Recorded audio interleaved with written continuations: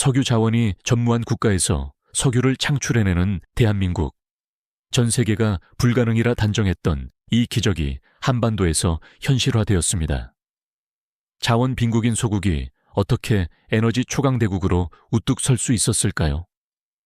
파리 국제 에너지 포럼에서 1000명이 넘는 세계 최고 전문가들이 기립박수를 보낸 그 결정적인 순간, 연단에서는 미국 여성 엔지니어의 충격적인 고백이 흘러나왔습니다. 우리가 염원하는 미래를 만들어낼 기술은 가장 조용한 방식으로 발현됩니다. 그리고 그 미래의 문을 열어준 국가는 바로 대한민국이었습니다. 자원 없는 약소국이라 치부되었던 대한민국이 어떻게 미국 최대 자동차 기업을 굴복시킬 수 있었을까요? 냉각수 단 한 가지로 연비를 2배로 증진시키고 폐기된 플라스틱에서 석유를 회수하는 경이로운 이야기의 실제 주인공은 다름 아닌 대한민국입니다. 저의 이름은 애니아 피터슨입니다. 미국 디트로이트에서 태어나 성장했습니다. 저는 MIT에서 기계공학과 에너지공학을 심도 있게 전공했으며 한때는 세계적인 전기차 선도 기업인 노바드라이브에서 기술 혁신을 선도하던 핵심 엔지니어였습니다. 하지만 지금은 지속가능성 책임자라는 한직에 머물고 있습니다. 유럽 배출가스 규제 기준 실패 사건 이후 저는 철저히 좌천되었습니다. 그날도 회의실에는 또 하나의 불명예스러운 실패 보고서가 올라왔습니다.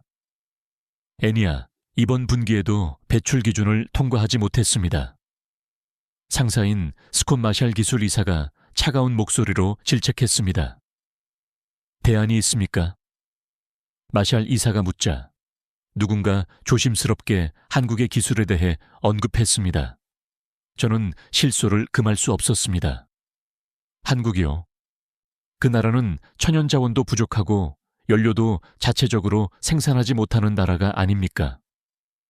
회의실은 침묵에 잠겼지만 저는 계속해서 발언했습니다. 석유 한 방울 나지 않는 나라에서 무슨 에너지 고차원 기술이 발명된다는 것입니까? 매년 유가가 상승할 때마다 애를 태우는 나라가 아닙니까? 전적으로 수입에 의존하는 국가에서 무슨 에너지 혁신이 나올 수 있습니까? 그저 마케팅쇼에 불과한 것 아닐까요? 그때 마샬 이사가 서류를 탁 내려놓으며 말했습니다. 애니아, 당신에게 마지막 기회를 부여하겠습니다. 한국에서 개발했다는 냉각수 기반 기술을 철저히 조사해보세요. 이번이 마지막 임무입니다. 저는 속으로 깊은 한숨을 내쉬었습니다. 한국과 같은 작은 나라에서 도저히 미국에서도 해결하지 못한 문제를 풀 만한 대단한 기술이 나왔다는 것을 도저히 이해할 수 없었습니다. 그날 저녁 귀가 후에도 한국 관련 생각이 머리를 떠나지 않았습니다. 저는 컴퓨터를 켜고 한국을 검색했습니다. 인구 5천만 명의 작은 반도 국가, 분단 국가. 자원은 정말 빈약해 보였습니다. 이런 나라에서 어떻게 에너지 기술을 개발했다는 것인가? 저는 의구심을 지울 수 없었습니다. 하지만 회사에서 받은 자료에는 경이로운 수치들이 기재되어 있었습니다. 연비 개선율 30%, 매연 감소율 50%. 말도 안 돼. 저는 중얼거렸습니다. 만약 이 수치들이 진실이라면 자동차 산업 전체의 판도가 뒤바뀔 것입니다. 하지만 저는 여전히 이 사실을 믿기 어려웠습니다. 다음 날 아침 출근길에도 수십 년간 미국이 해결하지 못한 문제, 유럽의 엄격한 배출 기준을 통과하는 일을 한국이 정말 해냈을까 하는 의문이 계속되었습니다. 회사에 도착하자마자 마샬 이사가 저를 불렀습니다. 애니아, 결정했습니까? 한국으로 가시겠습니까? 저는 잠시 망설였습니다. 자원 없는 나라가 어떻게 에너지 혁신을 이루었는지 궁금하기는 합니다. 제가 마침내 대답하자 마샬 이사는 미소를 지었습니다. 그럼 항공편을 예약하겠습니다. 한국에서 해답을 찾아보세요. 그렇게 저는 한국행을 결정했습니다. 석유 한 방울 없이 생존하는 나라의 기술력을 직접 확인하기 위해서였습니다. 과연 그 작은 나라가 미국이 이루지 못한 일을 성취했을까요? 저는 반신반의하며 짐을 쌌습니다.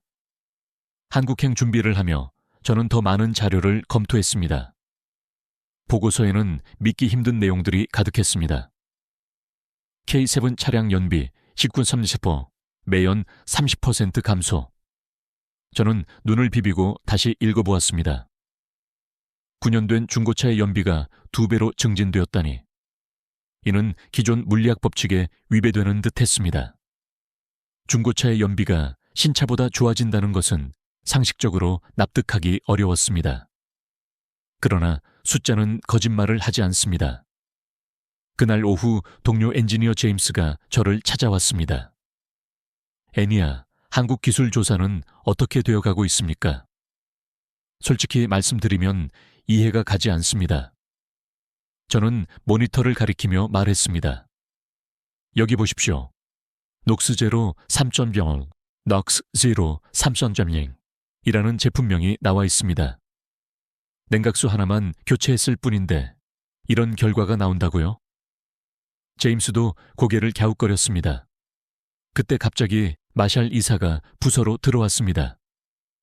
애니야, 급한 소식이 있습니다.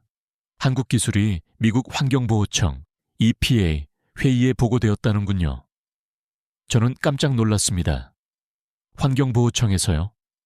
네, 일부 자동차 회사들이 이미 높은 관심을 표명하고 있습니다. 마샬 이사의 말에 저는 당황했습니다. 그럼 우리가 뒤처지는 것입니까? 그래서 더욱 서둘러야 합니다. 한국 기술을 선점하지 못하면 경쟁사에게 밀릴 수 있습니다. 저는 극심한 압박감을 느꼈습니다. 회사 내에서 저의 입지가 더욱 좁아질 수도 있었기 때문입니다. 그날 저녁집에서 저는 한국 관련 자료를 추가로 검색했습니다. 놀랍게도 한국에서는 다양한 친환경 기술들이 개발되고 있었습니다. AI 수질 정화 로봇의 한강 실전 배치, 침수 대응을 위한 디지털 트윈 시스템으로 선진국을 압도하고 있었습니다. 더욱 경악스러운 것은 도시 유전 기술에 대한 기사였습니다. 석유 없는 나라에서 석유를 만든다. 한국이 2024년 기준 700억 달러 상당의 원유를 수입하여 이를 정제한 후 931억 달러 상당의 석유 제품을 수출한다는 내용이었습니다. 무우이에서 유유를 창조한 것이로군. 그런데 더욱 충격적인 사실은 따로 있었습니다. 바로 버려진 플라스틱을 다시 석유로 변환시키는 기술이었습니다.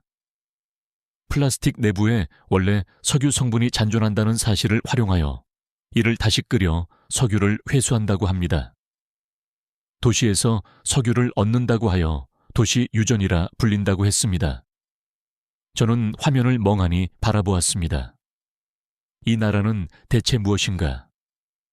자원도 없고 영토도 작은 나라에서 이런 혁신 기술들이 출현한다는 것이 신기했습니다. 미국에서 아직 실험 단계에 머물러 있는 기술들이 한국에서는 이미 실용화 단계에 도달해 있었습니다. 다음 날 회사에서 저는 한국 기술에 대해 더 자세히 심층적으로 조사했습니다. 특히 냉각수 기반 연비 개선 기술에 집중했습니다. 자료를 보니 놀라운 사실들이 명백히 드러났습니다. 렉스턴 스포츠 차량의 경우 연비가 10.4km에서 식수부 유언치 1km로 향상되었다고 했습니다. 쉐보레 스파크는 15km에서 26km로 증가했습니다. 이것이 정말 가능한 일인가? 저는 의구심을 품었지만 더욱 놀라운 것은 매연 감소 효과였습니다. 음식물 수거 차량의 경우 질소 산화물 배출이 542ppm으로 현저히 감소하여 검사에 통과했다는 것입니다. 이것은 명백히 혁신적입니다. 저는 마침내 인정할 수밖에 없었습니다. 점심시간에 동료들과 이야기를 나누면서도 한국 기술 이야기가 화두였습니다. 애니야, 정말 한국에 갈 겁니까? 솔직히 말해서 큰 기대는 하지 않습니다. 저는 여전히 회의적인 입장이었습니다. 하지만 수치 자체는 거짓을 말하지 않잖아요. 만약 정말이라면 우리 업계 전체가 근본적으로 변혁될 것입니다. 동료의 말에 저는 고개를 끄덕였습니다. 맞는 말이었습니다. 오후에는 한국 출장 일정을 구체적으로 계획했습니다. 경기도에 위치한 그린모션 이노텍이라는 회사를 방문하기로 했습니다. 이지한 박사라는 분이 이 기술을 개발했다고 했습니다. 30년 경력의 내연기관 엔진 전문가. 저는 그분의 프로필을 읽어보았습니다. 에코프리즈 V3라는 기술을 개발했다고 했습니다. 점점 궁금증이 증폭되었습니다. 퇴근길에 한 가지 더 충격적인 소식을 접했습니다. 한국의 도시 유전 기술이 미국 피닉스시에 도입된다는 것이었습니다. 폐플라스틱을 석유로 전환하는 기술이라고 했습니다. 한국이 우리보다 선진적으로 앞서가고 있는 것은 아닐까? 저는 불안해지기 시작했습니다. 지금까지 미국이 기술 강국이라고 확신했는데 한국이라는 작은 나라가 우리를 추월하고 있는 것은 아닐까 하는 의구심이 들었습니다. 집에 도착하여 저는 한국행 비행기 표를 예약했습니다. 자, 이제 진실을 확인해 보자. 과연 한국이 정말 에너지 혁신을 이루어냈을까? 아니면 그저 과장된 마케팅에 불과할까? 곧 답을 알 수 있을 것 같았습니다. 유럽 테스트 결과가 최종 탈락으로 발표된 날이었습니다. 저는 회사에서 전화를 받고 그 자리에 주저앉고 말았습니다. 애니야, 이번에도 실패했습니다. 배출 기준을 또다시 통과하지 못했습니다. 마샬 이사의 목소리는 차갑고 단호했습니다. 이제 정말 마지막 기회입니다. 한국으로 가서 해답을 찾아오세요. 저는 더 이상 선택의 여지가 없었습니다. 그날 저녁, 저는 서울행 비행기에 몸을 실었습니다. 13시간의 긴 비행 내내 저는 계속해서 생각했습니다. 정말 한국에서 답을 찾을 수 있을까? 기내 와이파이로 포털 사이트를 검색해보니 놀라운 기사들이 가득했습니다. AI 수질 정화 로봇, 한강의 실전 배치, 침수 대응 디지털 트윈으로 선진국 압도. 저는 복잡한 표정으로 화면을 바라보았습니다. 이 나라는 도대체 무엇인가? 미국에서도 아직 실험실 단계인 기술들이 한국에서는 이미 현실에서 가동되고 있다는 사실에 놀랐습니다. 한강에서 AI 로봇이 수질을 정화한다니요. 서울 전체를 3D로 복제하여 홍수를 예측한다고요. 믿기 어렵지만 사진과 동영상까지 첨부되어 있었습니다. 또 다른 기사를 읽어보니 더욱 경악스러웠습니다. 폐플라스틱에서 석유 생산, 도시 유전 기술 상용화, 미국 피닉스시 도입 확정, 한국 기술이 미국으로 역수출되고 있다는 이야기였습니다. 저는 잠시 생각에 잠겼습니다. 지금까지 미국이 한국에 기술을 전수해주는 입장이었다고 생각했는데 반대로 한국에서 미국으로 기술이 넘어가고 있다는 것입니다. 내가 알던 한국과는 완전히 다르구나. 승무원이 기내식을 가져다 주며 말했습니다. 한국 처음 가시나요? 네, 출장으로 가는 것입니다. 한국은 정말 경이로운 나라입니다. 기술이 일상에 완전히 녹아들어 있거든요. 승무원의 말에 저는 더욱 궁금해졌습니다. 어떤 면에서요? 지하철에서 휴대폰으로 모든 것을 해결할 수 있고 도시 곳곳에 스마트 기술이 내재되어 있습니다. 직접 보시면 깜짝 놀라실 겁니다. 비행기가 한국 땅에 가까워질수록 저는 긴장감이 고조되었습니다. 과연 이 작은 나라에서 미국이 해결하지 못한 문제에 해답을 찾을 수 있을까요? 석유 한 방울 나지 않는 나라에서 에너지 혁신이 발생했다는 것이 정말일까요? 인천공항에 도착했을 때 저는 한국의 첫인상에 깊이 감명받았습니다. 공항 자체가 하나의 거대한 스마트 시스템이었습니다. 자동 출입국 심사, 무인 수화물 처리, 실시간 교통 정보. 여기서부터 다르다. 공항에서 서울로 가는 열차를 탔는데 또 한 번 놀랐습니다. 기차가 시속 300km로 질주하는데도 흔들림이 거의 없었습니다. 기술 수준이 예상보다 훨씬 높네. 저는 인정할 수밖에 없었습니다.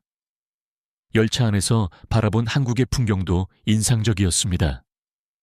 곳곳에 태양광 패널이 설치되어 있고 풍력 발전기도 보였습니다. 자원 없는 나라가 재생에너지에 적극적으로 투자하고 있구나. 서울에 도착하여 호텔로 가는 길에도 저는 계속해서 도시를 관찰했습니다. 전기차가 예상보다 많이 보였고 충전소도 곳곳에 있었습니다. 친환경 기술이 이미 일상에 확고히 정착했네. 미국보다 오히려 앞서 있는 것 같다.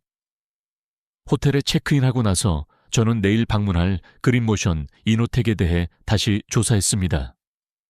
경기도 안산에 있는 작은 회사라고 했습니다. 이지한 박사가 30년간 연구 끝에 완성한 기술이라고요. 냉각수 하나로 연비를 2배로 증진시킨다니. 여전히 믿기 어려웠지만 이제 직접 확인할 수 있을 것 같았습니다. 내일이면 진실을 알 수 있겠지. 그날 밤 서울 시내를 바라보며 저는 생각했습니다. 이 도시에는 정말 미래 기술들이 은밀히 숨겨져 있을까? 한강에서 로봇이 물을 정화하고 지하에서는 컴퓨터가 도시 전체를 시뮬레이션 한다는 것이 정말일까? 내가 너무 편견에 사로잡혀 있었나? 저는 스스로에게 물어봤습니다. 한국을 단순히 작은 나라로만 여겼는데 실제로는 기술 초강대국이었을지도 모릅니다. 내일이면 모든 것이 명확해질 것 같았습니다. 과연 한국이 미국이 해결하지 못한 에너지 문제에 결정적인 열쇠를 쥐고 있을까요? 저는 기대와 불안이 뒤섞인 채 잠자리에 들었습니다. 다음 날 아침 저는 경기도 안산으로 향했습니다. 그린모션 이노텍이라는 회사는 예상보다 규모가 작았습니다. 하지만 건물 내부로 들어서자마자 저는 깜짝 놀랐습니다. 최신 장비들과 오랜 세월의 흔적이 묻어나는 기계들이 조화롭게 공존하고 있었습니다. 이지한 박사님이 저를 맞아 주셨습니다. 50대 중반쯤 되어 보이는 차분하고 단정한 분이었습니다. 멀리서 오셨네요. 애니아 피터슨 씨 맞으시죠? 네, 반갑습니다. 이 박사님은 저를 실험실로 안내해 주셨습니다. 벽면에는 수백 장의 실험 결과지가 빼곡히 붙어 있었습니다. 이 모든 것이 냉각수 실험 결과인가요? 네, 지난 3년간의 기록입니다. 저는 차트들을 자세히 살펴보았습니다. 정말 놀라운 수치들이 기재되어 있었습니다. 연비 개선율, 매연 감소율, 엔진 출력 향상. 이게 정말 냉각수만 교체한 결과입니까? 그렇습니다. 이 박사님이 자신감 있게 대답하셨습니다. 열을 단순히 버리는 대신 다스리는 것입니다. 엔진의 열을 효율적으로 관리하면 성능이 극적으로 개선됩니다. 저는 반신반의하며 물어봤습니다. 직접 테스트해 볼 수 있을까요? 물론입니다. 실제로 보여드리는 것이 가장 확실하니까요. 이 박사님이 미소를 지으며 말씀하셨습니다. 첫 번째 실험 차량은 2016년식 K7이었습니다. 9년 된 중고차였죠. 이 차로 테스트한다고요? 네, 이런 차량일수록 효과가 명확하게 드러납니다. 실험 전 연비 측정 결과는 10.1kg이었습니다. 이 박사님이 기존 냉각수를 배출하고 녹스제로 3.0을 주입하셨습니다. 이제 1시간 정도 시운전해보죠. 1시간 후 다시 연비를 측정했습니다. 결과를 보고 저는 눈을 의심했습니다. 19.4kg. 거의 2배로 증가한 것이었습니다. 어떻게 이런 일이 가능하죠? 저는 믿을 수 없다는 표정으로 물었습니다. 냉각수만 바꿨는데 연비가 2배로 늘어나다니요. 나노 기술과 여력학의 만남입니다. 두 번째 실험은 매연 측정 결과였습니다. 기존에는 933 ppm이었는데 냉각수 교체 후에는 542 ppm으로 하락했습니다. 매연이 거의 절반으로 줄었군요. 저는 서류를 들여다보며 중얼거렸습니다. 진짜였어. 저는 속으로 인정할 수밖에 없었습니다. 지금까지 의심했던 모든 데이터가 사실이었던 것입니다. 한국에서 정말 연비와 매연을 동시에 해결할 수 있는 획기적인 기술을 개발했다는 것이었습니다. 이 박사님이 설명해 주셨습니다. 우리나라는 석유가 단 한 방울도 생산되지 않습니다. 그래서 어떻게 해야 연료를 절약할 수 있을지 수십 년간 연구해 왔죠. 필요는 발명의 어머니라는 말이 정확하게 부합합니다. 이 기술의 경제적 가치는 얼마나 될까요? 제가 궁금해서 질문했습니다. 석유 한 배럴이 $80일 때 연비 12% 개선만으로도 절약되는 금액이 조 단위입니다. 해외에서 새로운 유전 하나를 확보한 것과 동일한 수준의 경제 효과입니다. 저는 깜짝 놀랐습니다. 냉각수 하나로 그런 엄청난 경제적 효과를 창출할 수 있다는 것이었습니다. 게다가 매연 배출량은 40%나 감소합니다. 탄소 중립 시대에 이보다 완벽한 기술은 존재하지 않을 것입니다. 저는 고개를 끄덕였습니다. 자원이 없다는 약점이 오히려 혁신의 강력한 동력이 되었다는 것이었습니다. 미국은 자원이 풍부했기 때문에 효율성에 대한 절박함이 부족했을지도 모르겠다. 이 기술을 개발하는데 얼마나 시간이 걸렸나요? 30년이요. 이 박사님의 답변에 저는 경탄했습니다. 30년이나 걸렸다고요? 처음에는 아무도 믿어주지 않았습니다. 정부도 대기업도 관심이 없었죠. 하지만 포기할 수 없었습니다. 우리나라의 미래가 걸린 문제였으니까요. 이 박사님의 눈빛은 진지했습니다. 그때 저는 한국과 미국의 근본적인 차이를 깨달았습니다. 미국은 당장의 수익을 중시했지만 한국은 장기적인 관점에서 기술을 개발한다는 것이었습니다. 특히 에너지와 같이 국가의 미래가 걸린 분야에서는 더욱 그러했습니다. 실험실을 둘러보며 저는 또 다른 발견을 했습니다. AI 기반 품질 관리 시스템이 설치되어 있었습니다. 작은 회사인데도 이런 첨단 시스템을 갖추고 있군요. 기술의 완성도를 극대화하려면 필수적입니다. 이 박사님이 보여주신 다른 차량들의 실험 결과도 놀라웠습니다. 렉스턴 스포츠는 10.4km에서 19km로, 쉐보레 스파크는 15km에서 26km로 연비가 개선되었습니다. 이 모든 차가 동일한 냉각수를 사용한 것인가요? 네, 에코프리즈, V스림 단 하나로 이런 결과를 도출했습니다. 비밀은 나노 광물질과 여력학적 설계에 있습니다. 이 박사님이 자세히 설명해 주셨지만 저는 여전히 믿기 어려웠습니다.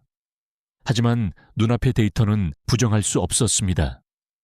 400대가 넘는 차량을 테스트한 결과였습니다. 정말 대단합니다. 저는 감탄할 수밖에 없었습니다. 그날 실험실을 나오면서 저는 많은 상념에 잠겼습니다. 한국이라는 나라를 너무 과소평가했다는 반성이었습니다. 자원이 없다는 약점이 오히려 최고의 기술을 창출해낸 원동력이었습니다. 이제 어떻게 해야 할까요? 저는 이 박사님께 물었습니다. 이 기술을 미국에서도 적용할 수 있을까요? 물론이죠. 기술에는 국경이 존재하지 않으니까요. 그날 밤 호텔로 돌아와서 저는 미국 본사에 보고서를 작성했습니다. 한국 기술 검증 완료. 즉시 도입 검토 필요. 이제 진정한 변화가 시작될 것 같았습니다. 이 지안 박사님의 기술이 실제로 작동한다는 것을 확인한 후 저는 더욱 큰 호기심을 느꼈습니다. 한국에 이런 기술이 또 있을까? 이 박사님이 미소를 지으며 말씀하셨습니다. 직접 보시는 것이 어떻겠습니까? 한국의 진정한 모습을 말입니다. 다음 날 저는 서울 시내 투어에 나섰습니다. 첫 번째 목적지는 한강이었습니다. 강변에 도착하자마자 저는 놀라운 광경을 목격했습니다. 물 위에 떠 있는 흰색 로봇이 조용히 움직이고 있었습니다. 저것은 무엇입니까? 가이드가 설명해 주었습니다. AI 수질 정화 로봇 에코봇입니다. 스스로 물의 상태를 측정하고 오염 물질을 제거합니다. 저는 믿기 어려웠습니다. 미국에서는 아직 실험실에서만 볼 수 있던 기술이 한국에서는 이미 실생활에 적용되고 있다는 사실에 놀랐습니다. 언제부터 사용하기 시작했나요? 이미 몇 년 전부터입니다.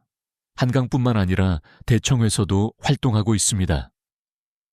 로봇이 오작동을 스스로 수정하는 모습을 보고 저는 더욱 경탄했습니다. AI가 문제를 발견하고 자동으로 해결하고 있었습니다. 완전 자율 시스템이군요. 네, 사람이 개입할 필요가 거의 없습니다. 한강에서 나와 다음 목적지로 향했습니다. 서울시청이었습니다. 여기서는 또 다른 경이로운 기술을 볼 수 있었습니다. 디지털 트윈 서울, S맵이라는 시스템이었습니다. 담당자가 설명해 주었습니다. 서울 전체를 3D로 복제한 가상 도시입니다. 홍수나 재난 발생 시 미리 시뮬레이션을 통해 대응할 수 있습니다. 거대한 화면에는 서울 전체가 입체적으로 구현되어 있었습니다. 침수 시뮬레이션을 한번 보여드리겠습니다. 담당자가 버튼을 누르자 화면에서 비가 내리기 시작했습니다. 시간이 지나면서 어떤 지역이 침수되는지, 피해 규모가 얼마나 될지 실시간으로 나타났습니다. 저는 말을 잇지 못했습니다. 이것은 정말 대단합니다. 미국에도 이런 시스템이 있습니까? 담당자가 궁금해하며 물었습니다. 아닙니다. 이 정도 수준은 본 적이 없습니다. 화면을 보면서 저는 깨달았습니다. 한국은 재난 대응에서도 세계 최고 수준의 기술을 보유하고 있다는 사실을 말입니다. 국내 최초로 도시 전체를 대상으로 한 시스템입니다. 해외에서도 벤치마킹을 위해 많은 이들이 찾아옵니다. 서울시청을 나와 마지막 목적지로 향했습니다. 경기도의 한 농업 단지였습니다. 여기서는 또 다른 충격적인 광경이 기다리고 있었습니다. 자율작업 트랙터가 무인으로 논을 가로지르고 있었습니다. 사람이 전혀 탑승하지 않고도 저렇게 정확하게 작업하네요. GPS와 AI가 결합된 기술입니다. 센티미터 단위로 정확하게 경로를 계산합니다. 트랙터가 장애물을 만나면 스스로 피해서 가는 모습도 신기했습니다. 완전히 자동화된 농업 시스템이네요. 네, 한국 농업의 미래입니다. 인력 부족 문제도 해결하고 효율성도 증대시킬 수 있습니다. 그날 하루 종일 한국의 기술들을 목격하고 나서 저의 생각은 완전히 바뀌었습니다. 이 나라는 모든 기술이 현실에 있다. 실험실에서만 존재하는 것이 아니라 실제 생활에서 활용되고 있었습니다. AI 로봇, 디지털 트윈, 자율농업. 정말 미래가 먼저 와 있는 나라구나. 저녁에 이지한 박사님과 통화했습니다. 오늘 투어는 어떠셨습니까? 정말 놀라웠습니다. 한국을 완전히 새롭게 보게 됐습니다. 그런데 궁금한 것이 있습니다. 이런 기술들이 어떻게 가능했을까요? 이 박사님이 잠시 생각하시더니 말씀하셨습니다. 필요 때문입니다. 한국은 자원도 없고 땅도 좁습니다. 그래서 효율성을 극대화할 수밖에 없었습니다. 모든 기술이 절약과 최적화를 목표로 개발된 것입니다. 그 말을 듣고 저는 비로소 이해했습니다. 한국의 기술은 단순히 첨단 기술이 아니라 생존을 위한 절실한 기술이었던 것입니다. 자원 없이도 생존하기 위해 개발된 절실한 기술들이었던 것이군요. 그래서 모든 기술이 실용적이고 완성도가 높은 것이었군요. 맞습니다. 우리에게는 실패할 여유가 없었습니다. 이 박사님의 말에 저는 깊이 공감했습니다. 그날 밤 저는 미국 본사에 긴 보고서를 작성했습니다. 한국은 기술 선진국이다. 우리가 알고 있던 한국과는 완전히 다른 나라이다. 즉시 기술 협력을 추진해야 한다. 이제 저는 확신했습니다. 한국이 미국보다 앞서 있는 분야가 많다는 것을요. 그리고 우리가 한국에서 배워야 할 것이 많다는 것을요. 한국에서의 경험을 바탕으로 저는 미국 본사로 돌아와 중요한 보고서를 작성했습니다. 에코프리즈 V3 냉각 시스템 한국과의 공동 개발 요청. 제목부터 파격적이었습니다. 지금까지 미국이 다른 나라에 기술을 전수해주는 입장이었는데 이제는 한국에서 배워야 한다는 내용이었기 때문입니다. 마샬 이사를 비롯한 임원진들이 회의실에 모였습니다. 애니야, 정말 확실합니까? 한국 기술이 우리보다 선진적이라고요? 저는 자신 있게 대답했습니다. 네, 직접 확인했습니다. 숫자로 증명해 보이겠습니다. 저는 프레젠테이션을 시작했습니다. 9년 된 K7 차량의 연비가 10.1km에서 19.3km로 향상되었습니다. 매연은 930ppm에서 42ppm으로 감소했습니다. 회의실이 조용해졌습니다. 냉각수만 교체한 결과라고요? 네, 그것뿐입니다. 에코프리즈 V3라는 나노기술 기반 냉각수입니다. 마샬 이사가 신중하게 물었습니다. 그럼 우리 회사에서도 사용할 수 있을까요?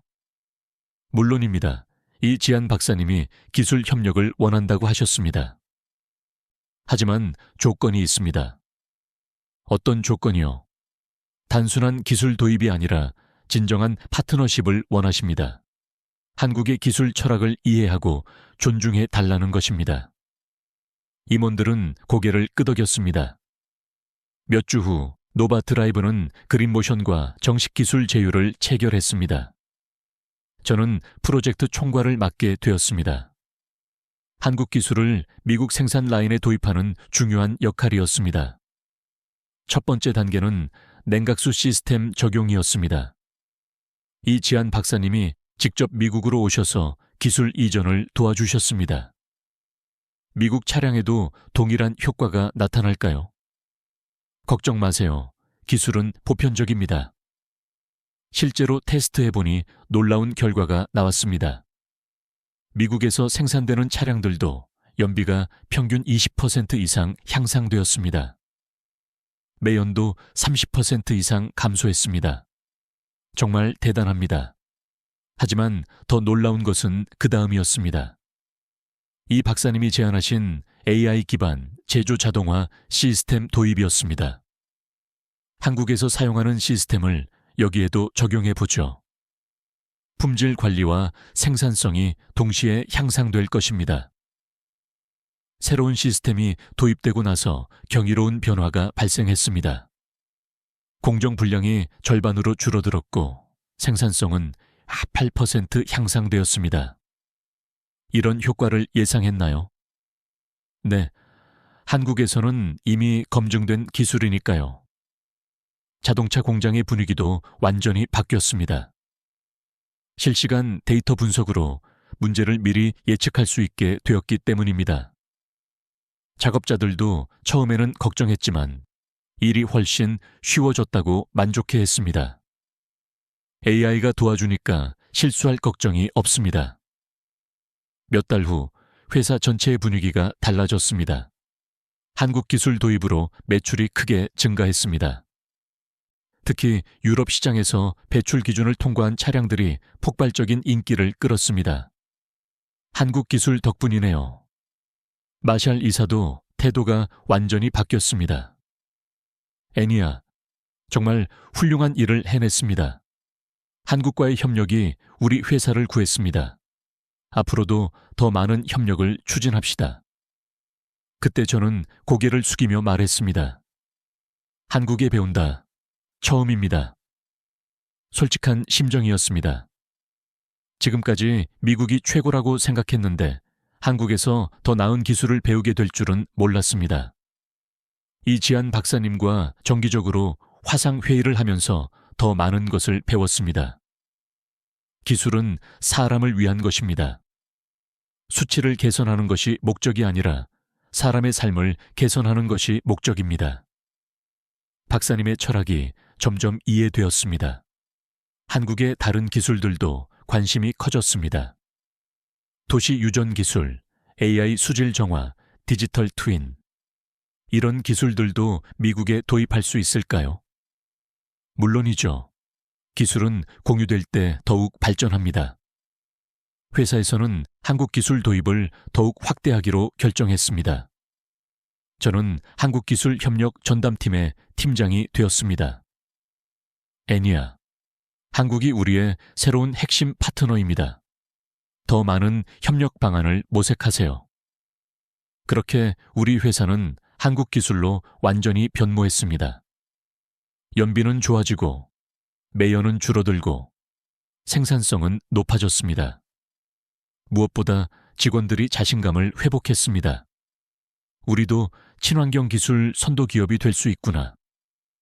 저는 매일 출근할 때마다 뿌듯함을 느꼈습니다.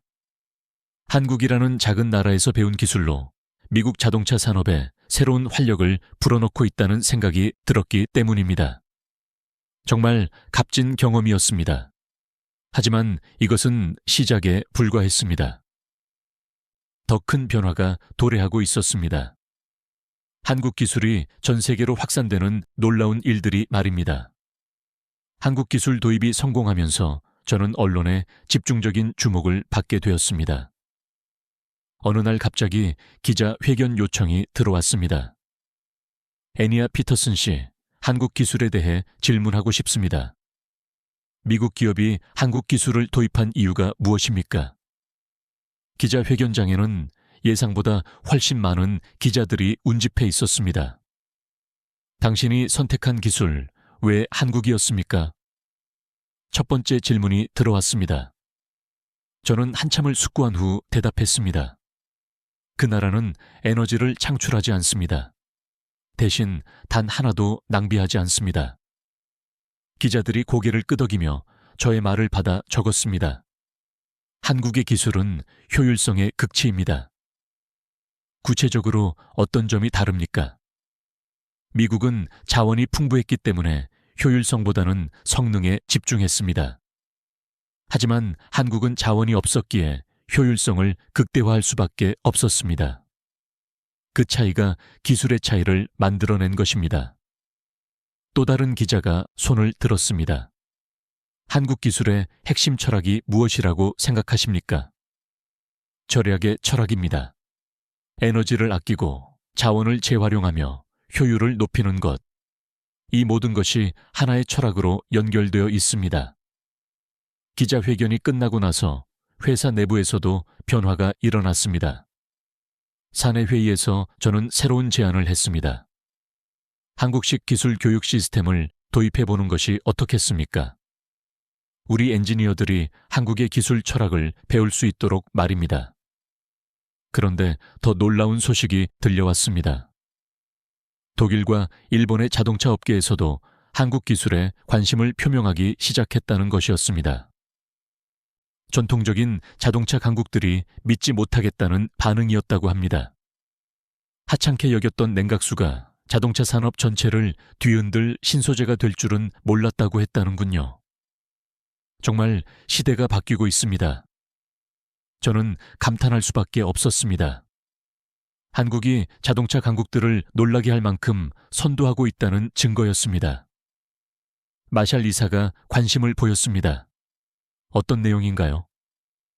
효율성 중심의 사고방식, 장기적인 관점에서의 기술 개발, 그리고 실용성 중시입니다. 한국 엔지니어들이 어떻게 생각하고 일하는지 배우는 것입니다. 몇 주 후 한국에서 기술자들이 와서 워크숍을 개최했습니다. 이지한 박사님도 오셔서 직접 강의해 주셨습니다.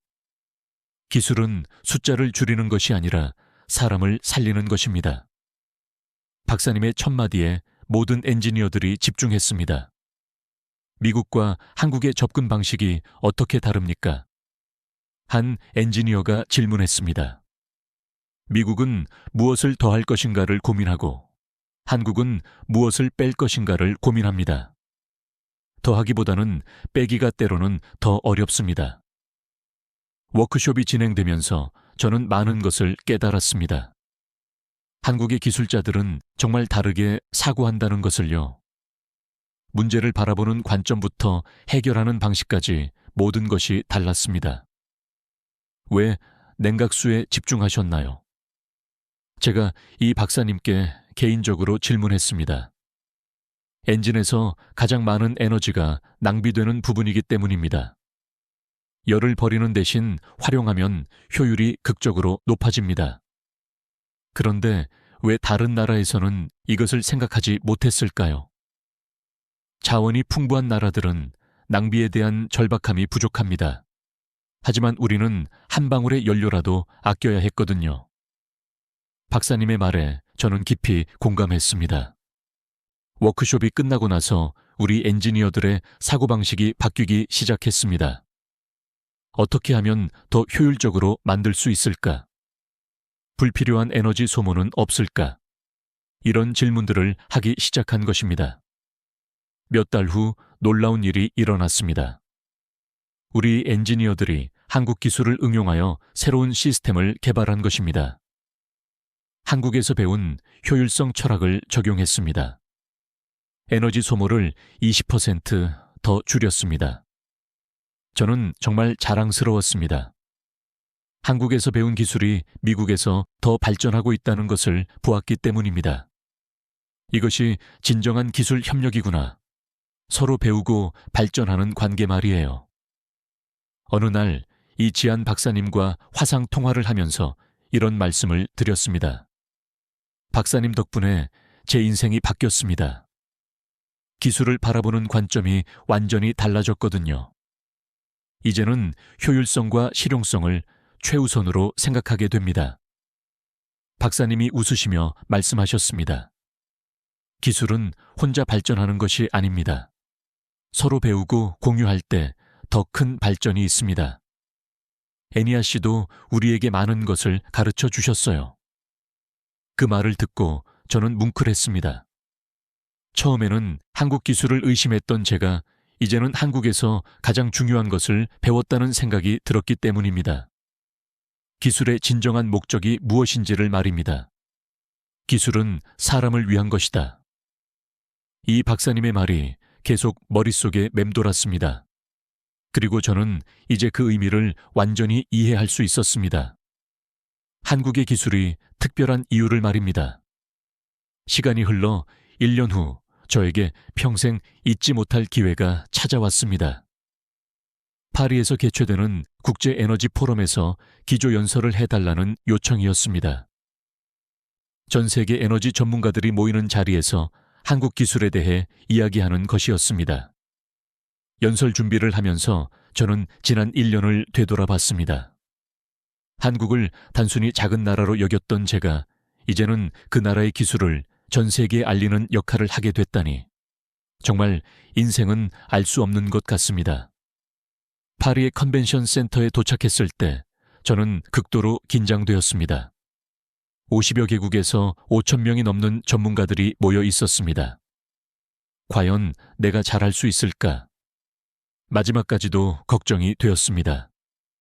드디어 제 차례가 되었습니다. 무대에 올라서자 조명이 저를 비추었습니다. 객석에 앉은 전문가들의 시선이 모두 저에게 집중되었습니다. 저는 심호흡을 하고 말을 시작했습니다. 안녕하세요. 저는 애니아 피터슨입니다. 오늘 저는 여러분께 한 작은 나라가 어떻게 에너지 혁신을 이뤄냈는지에 대한 이야기를 들려드리고 싶습니다. 1년 전만 해도 저는 한국을 과소평가했습니다. 자원도 없고 작은 나라에서 무슨 기술이 나오겠냐고 생각했죠. 하지만 제가 완전히 틀렸습니다. 객석이 조용해졌습니다. 모든 사람들이 제 이야기에 집중하고 있었습니다. 한국은 자원이 없다는 약점을 오히려 최대의 강점으로 전환했습니다. 석유 한 방울 없이도 에너지 효율성에서 세계 최고가 된 것입니다. 저는 구체적인 사례들을 들어 설명했습니다. 냉각수 하나만 교체하여 연비를 2배로 증진시켰습니다. AI 로봇이 강에서 물을 정화하고 있습니다. 도시 전체를 가상으로 복제하여 재난에 대비하고 있습니다. 이 모든 기술의 공통점이 무엇이라고 생각하십니까? 저는 객석을 바라보며 질문했습니다. 바로 효율성입니다. 한국은 모든 기술을 효율성 관점에서 개발합니다. 특히 냉각수 기술은 경제학에서 말하는 기회비용을 완벽하게 구현했습니다. 도시 유전이 폐기물에서 물리적으로 원유를 회수한다면 연비 개선은 소비 단계에서 가상으로 원유를 생산하는 것과 같습니다. 연비 12% 개선만으로도 조 단위의 경제 효과를 창출하면서 동시에 탄소 배출을 40% 줄이는 것입니다. 우리가 미래를 만들 기술은 가장 조용한 방식으로 시작됩니다. 화려하지 않아도 크지 않아도 정말 필요한 기술입니다. 그리고 그 미래를 열어준 국가는 대한민국이었습니다. 제가 연설을 마치자 박수가 터져 나왔습니다. 처음에는 몇몇이 박수를 치더니 점점 더 많은 사람들이 기립하기 시작했습니다. 결국 1000명이 넘는 전문가들이 모두 일어서서 박수를 쳤습니다. 기립 박수가 계속되는 동안 저는 감격에 벅찼습니다. 한국의 조용한 기술자 이지한 박사님이 떠올랐기 때문입니다. 30년간 묵묵히 연구하신 그분의 노력이 이제 전 세계에 알려지고 있다는 생각이 들었습니다. 연설이 끝나고 나서 많은 전문가들이 저에게 찾아왔습니다. 한국 기술을 저희 나라에도 도입하고 싶습니다. 이지한 박사님을 소개해 주실 수 있나요? 한국과 기술 협력을 하고 싶습니다. 그날 저녁 호텔에서 이지한 박사님께 영상통화를 걸었습니다. 박사님, 오늘 연설이 대성공이었습니다. 전 세계 전문가들이 한국 기술에 관심을 보이고 있습니다. 박사님이 환하게 웃으셨습니다. 애니아 씨 덕분입니다. 한국의 기술을 세계에 알려주셔서 감사합니다. 이제 정말 글로벌 협력이 시작되겠네요. 박사님의 목소리에서 기쁨이 느껴졌습니다. 화면 너머에 연구실이 보였습니다. 여전히 그 작은 공간에서 연구를 계속하고 계셨습니다. 하지만 이제는 전 세계가 그분의 기술에 주목하고 있었습니다. 박사님, 정말 대단하십니다. 조용히 연구하신 기술이 이제 세계를 변화시키고 있습니다. 저도 박사님 덕분에 완전히 새로운 사람이 되었습니다. 박사님이 겸손하게 말씀하셨습니다. 기술은 혼자 만드는 것이 아닙니다. 많은 사람들의 관심과 노력이 모여야 완성되는 것이죠. 애니아 씨도 그 중요한 역할을 해주셨습니다. 그날 밤 저는 지난 1년을 되돌아보며 일기를 썼습니다. 한국에서 배운 것은 기술이 아니라 철학이었다. 효율성, 실용성, 그리고 사람을 위한 기술이라는 철학을. 그리고 그 철학이 세계를 바꾸고 있다. 며칠 후 미국으로 돌아왔을 때 회사에서는 축하 파티를 열어주었습니다. 애니아 덕분에 우리 회사가 세계적으로 명성을 얻었습니다. 한국기술 파트너십이 대성공이었습니다. 동료들이 진심으로 축하해 주었습니다. 하지만 저에게 가장 뜻깊었던 것은 따로 있었습니다. 이지한 박사님으로부터 온 편지였습니다. 애니아 씨 덕분에 한국 기술이 세계로 나아갈 수 있었습니다. 진정한 기술 협력의 모범을 보여주셨습니다. 편지를 읽으면서 저는 정말 보람을 느꼈습니다. 처음에는 의심했던 한국 기술이 이제는 제 인생을 바꿔놓았기 때문입니다. 그리고 저도 그 기술이 세계로 확산되는데 작은 역할을 했다는 것이 자랑스러웠습니다. 지금도 저는 한국 기술 협력 업무를 계속하고 있습니다. 더 많은 나라들이 한국의 기술을 도입하고 싶어 합니다. 조용한 혁신이 이제 전 세계로 퍼져나가고 있는 것입니다. 그때마다 저는 생각합니다. 진정한 기술은 조용히 시작되지만 결국 세상을 바꾼다. 한국이 보여준 조용한 혁신이 바로 그런 것이었습니다. 그리고 저는 그 역사의 한 부분이 될 수 있어서 정말 행복합니다. 이 시점부터 두 번째 이야기인 한강 관련 내용이 시작됩니다. 인물 이름은 엘리노어 스턴, 이던 밀러, 박진우 교수, 최지윤 주임으로 변경됩니다. 미국 명문대에서 경이로운 일이 전개되고 있습니다. 한국의 한강이 세계 건축학계가 주목하는 도시계획의 새로운 교과서로 자리매김하고 있습니다.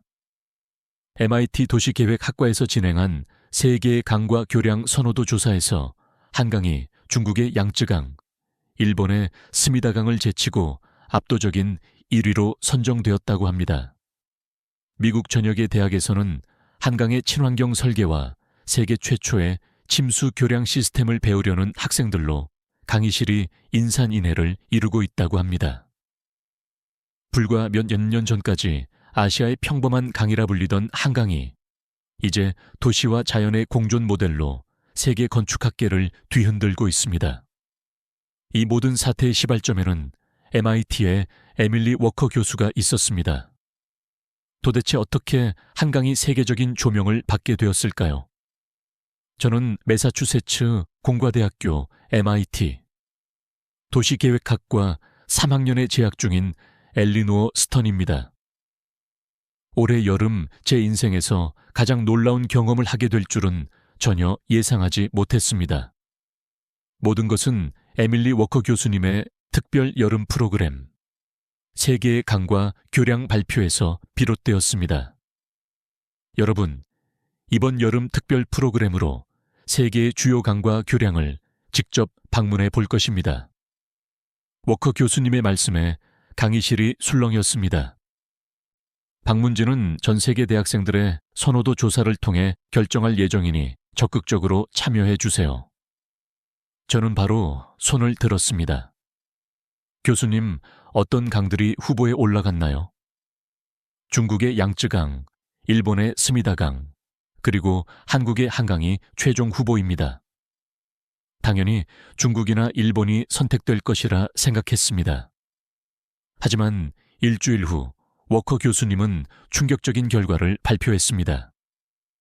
투표 결과 한국의 한강이 압도적인 1위로 선정되었습니다.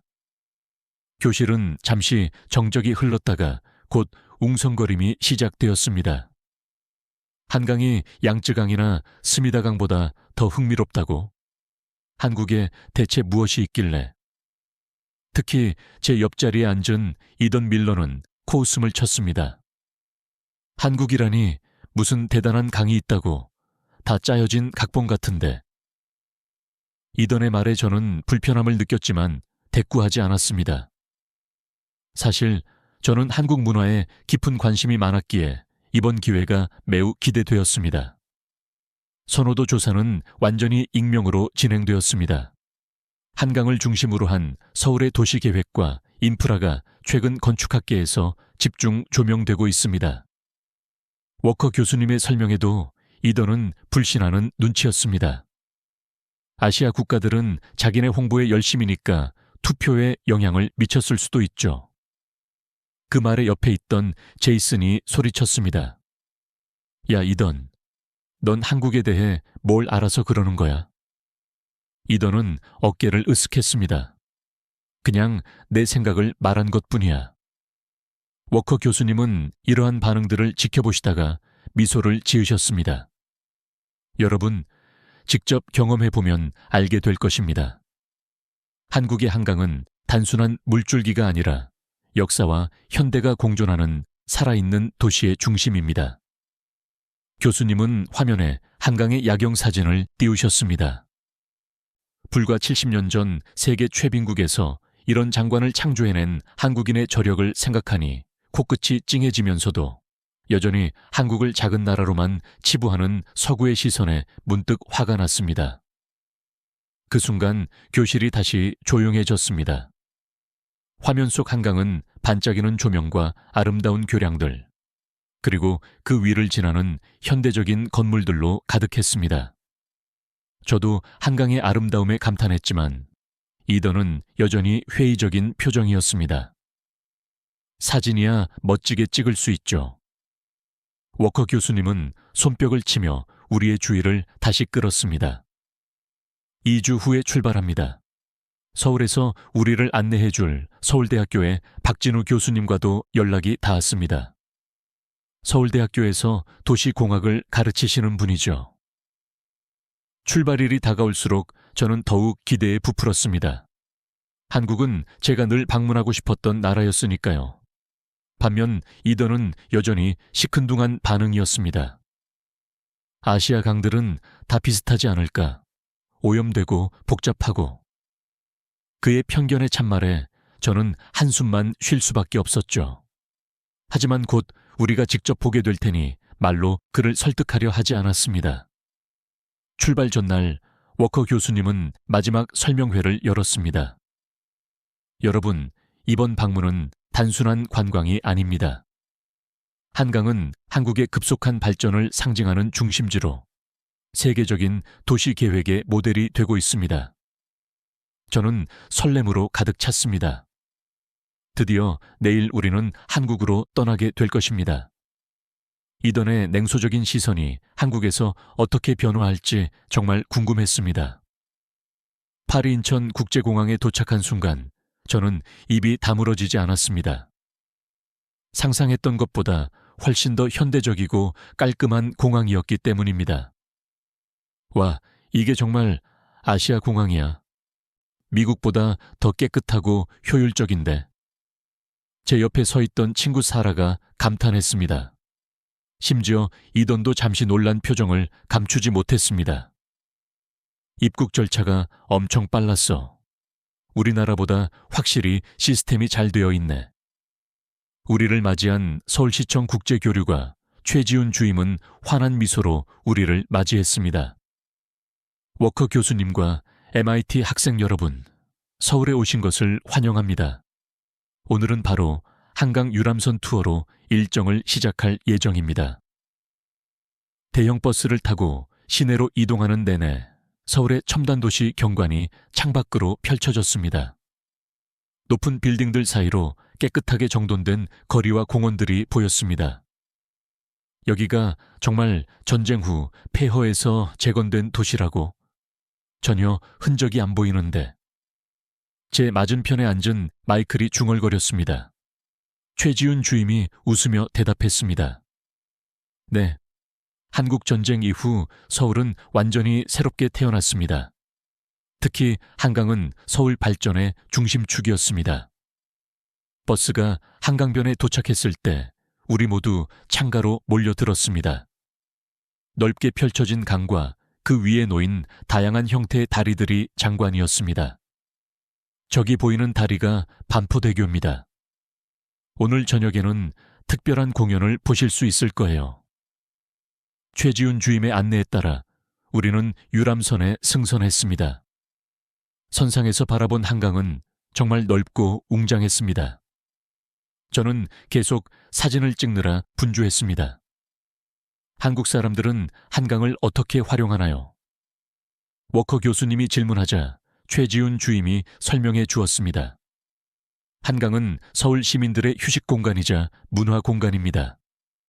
자전거 도로, 공원, 수상 스포츠 시설이 잘 갖춰져 있죠. 해가 지기 시작하자 유람선은 반포대교 근처로 이동했습니다. 잠시 후 세계 최장의 분수쇼가 시작됩니다. 2008년 기네스북에 등재된 달빛 무지개 분수입니다. 정확히 7시 30분 반포대교에서 장관이 펼쳐졌습니다. 다리 양쪽에서 380개의 노즐이 분당 190톤의 물을 뿜어내며 화려한 색깔의 조명과 함께 춤을 추는 듯 했습니다. 너무 아름다워요. 저도 모르게 환호성을 질렀습니다. 유람선의 모든 사람들이 탄성을 내뱉었습니다. 분수가 한창일 때 갑자기 하늘의 빛이 반짝이기 시작했습니다. 이것은 드론 라이트 쇼입니다.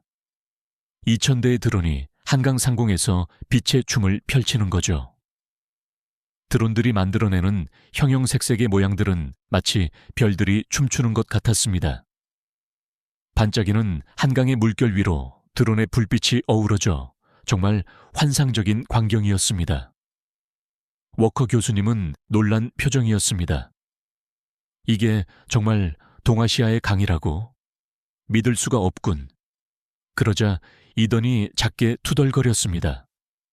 분수쇼 하나 보고 감탄하는 건 좀 지나친 거 아니야? 하지만 그의 목소리에서 약간의 감동이 감지되었습니다.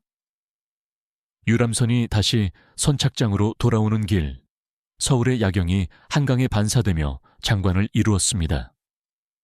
한강변을 따라 늘어선 고층 빌딩들의 불빛이 물에 비춰 또 다른 별자리를 만들어냈습니다. 저기 보이는 것은 63빌딩입니다. 그리고 저쪽으로는 롯데월드타워가 보이죠.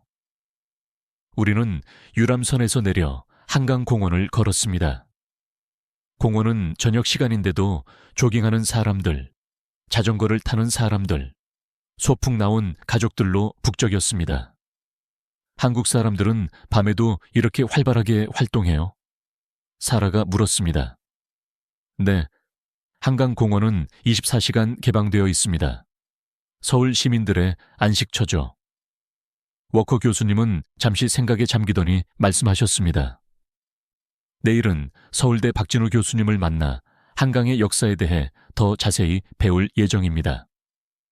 버스를 타고 호텔로 돌아가는 길, 저는 창밖 풍경에 넋을 잃었습니다.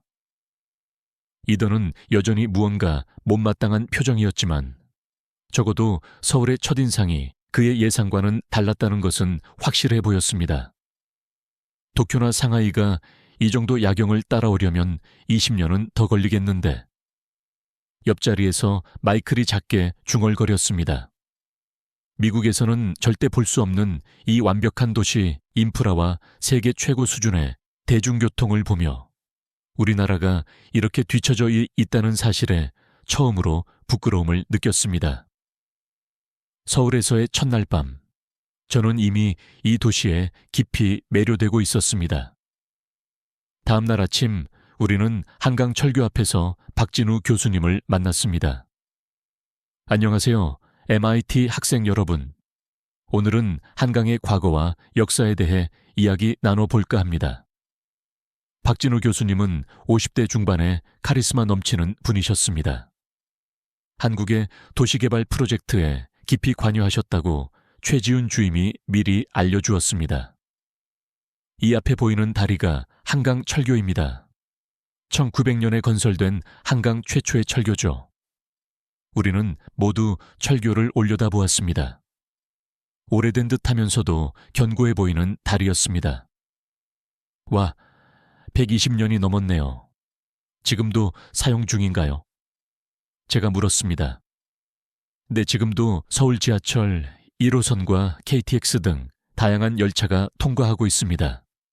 한국 근대 교통사의 중요한 이정표죠. 그때 이던이 질문했습니다. 전쟁 중에도 이 다리가 살아남았나요? 박진우 교수님의 표정이 갑자기 진지해졌습니다. 좋은 질문입니다. 사실 이 다리는 한국 전쟁 당시 중요한 역사의 현장이었습니다. 교수님은 잠시 숨을 고르시더니 계속 설명하셨습니다. 1950년 6월 북한군이 서울로 침공했을 때 한국군은 북한군의 진격을 저지하기 위해 이 다리를 폭파했습니다. 우리 모두 충격에 빠졌습니다. 하지만 안타깝게도 당시 피난민들이 다리 위에 있었고 많은 민간인 희생자가 발생했죠. 박진우 교수님의 목소리에 슬픔이 배어나왔습니다.